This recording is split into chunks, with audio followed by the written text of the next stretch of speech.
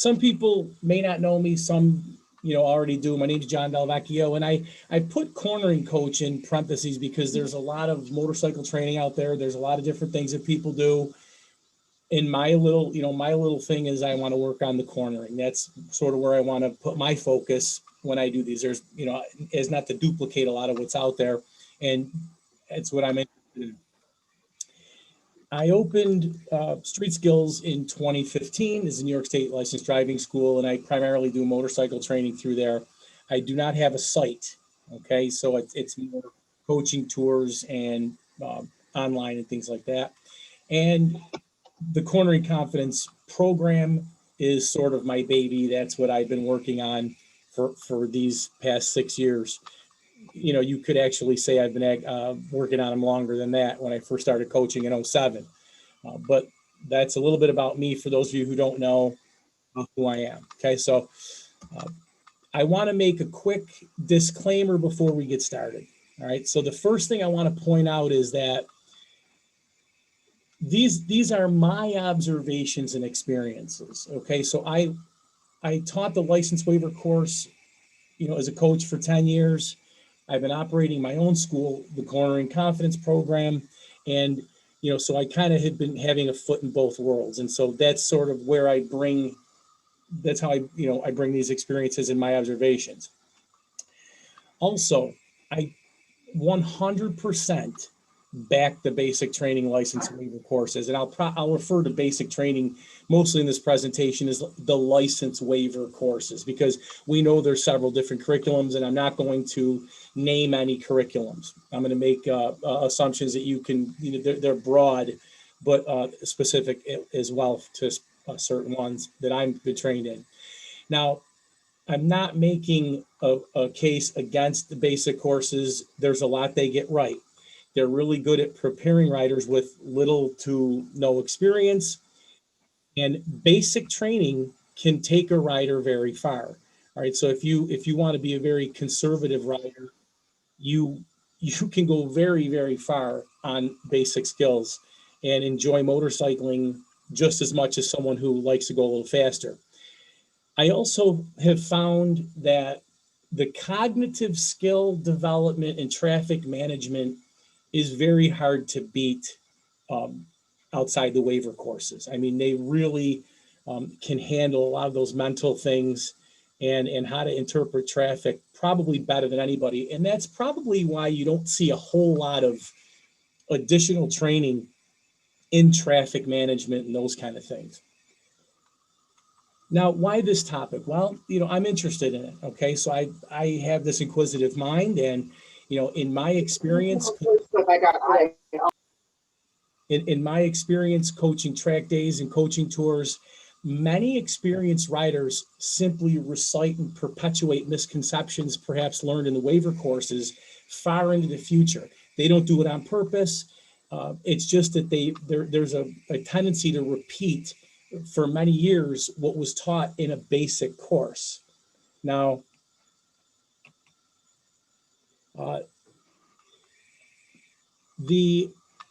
where I see problems are mostly with the next level cornering content and techniques beyond the parking lot, because we know there's a trick here. We have to teach people who don't know what they're doing not to hurt themselves today while we're learning, and then once they leave us, some things just aren't as applicable anymore. And so it's the next level cornering content and techniques that we're looking for, and they're not being learned and potentially holding riders back once they leave the course. Also, waiver course coaches may want to understand their students better because they may be bringing knowledge or questions to their courses. And you got to understand, in today's day and age, there's a lot of YouTubers, and there's a lot of great books out there, awesome podcasts, and they talk about things. And if you as a coach just stop, with what's in the basic waiver courses and say, well, this is going to take you forever into the future, you just may not be understanding where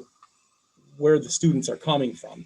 And of course, I want to make a quick note about advanced concepts in waiver course materials. You certainly can find inclusions of advanced techniques in waiver course materials. Now, when I was recertified in 2017 for the latest curriculum, there were many things in the student handbook that were really advanced and improved. And I remember being surprised by that. And the writer coach basically was saying, well, this might be the only class they ever take, and that the book itself is kind of supposed to be a standalone resource. And while they do mention some of the advanced things I'll talk about in the course materials, it's mostly in the workbooks, the student workbooks. When the students are actually out riding in the parking lot, these things are basically absent. So those are my just overall disclaimers ahead of time. Now, with the I have primary variations and secondary variations, and we'll see how far we can get with this, because I really want to have more of a discussion than simply just recite all this to you. And so I have 4 primary variations, and then in between each one we can maybe have a quick discussion, or questions or comments. And then if we get to the secondary variations, we can do that tonight. Now somebody has to mute. I hear sniffles and things like that. So if somebody could just check to make sure they're Microsoft, remember, if you want to talk, great. Hold down the space bar, say what you need to. Okay, so the first, I'm going to read the 4 first, and then I'll take them one at a time. So the first one has to do with narrow cornering focus. Now, I'm not saying that there's not enough cornering materials or training in the waiver courses. I'm just saying that what is taught has a narrow focus. Okay. The front braking technique, and more specifically the hand placement and how to use the brake, that is a major variation. And then entry speed is another big one. So we're going to talk about entry speed. This is crucial, really, to what separates the parking lot waiver courses from next step, next day training, whatever you want to do.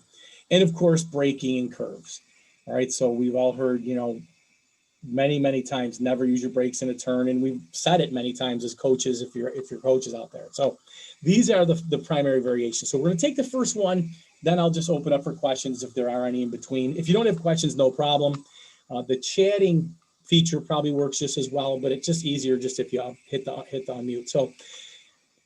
So I also want to point this out. I am not guessing at this, okay? So I am going actually to the curriculum. This is from the curriculum. It's not my opinion, and this is, and I'm basing my opinion on here is what I've gotten from the curriculum. So I guess it is my opinion.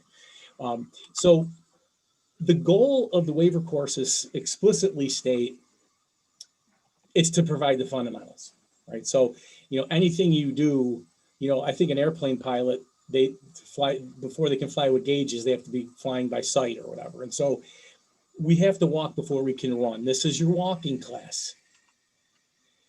Safety is a number one priority. And, the most important thing I remember from when I was coaching the waiver course was that secondary was they learned a skill. The most important thing, what everything was done beforehand, was to make sure that everyone was safe, nobody got hurt.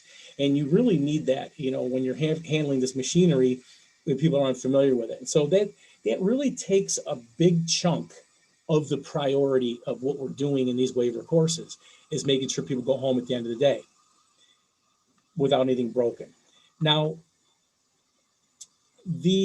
right in the curriculum, it reads that aggressive riding, challenging the roads, take it to the track, right? So that would basically knock out every sport touring rider. So unless you were just going to be, parade riding through certain areas, twisties and things like that, well, then this course isn't for you, according to them. But again, that's also relative. Okay, challenging a road, but we can get from this that they mean you're going fast in the curves. It says make responsible choices, not risky ones. Now, again, if you've ever been to a motorcycle rally, like a BMW rally, people are they're riding at a pretty good pace. And so, the responsible choice, and we all say this, the responsible choice would be don't get on a motorcycle, and that's what a lot of people are saying in other training circles. Hey, the way to cut down numbers is just don't ride. But we know that that's not possible for some of us. Now, it also is a simplistic approach to cornering that I've noticed in the waiver courses. Teaching someone how to corner on a motorcycle at regular, road pace is a very complex thing to do. It's very difficult to do.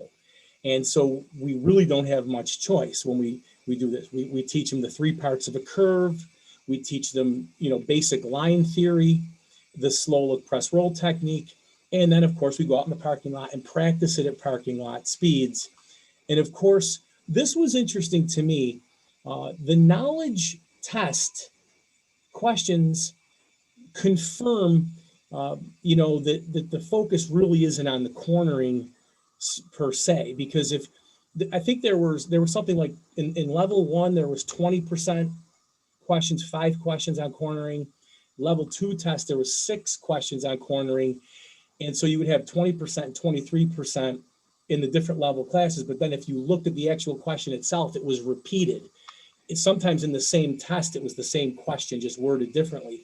So if you look at the actual test questions, only 14% of the questions are related to cornering at all.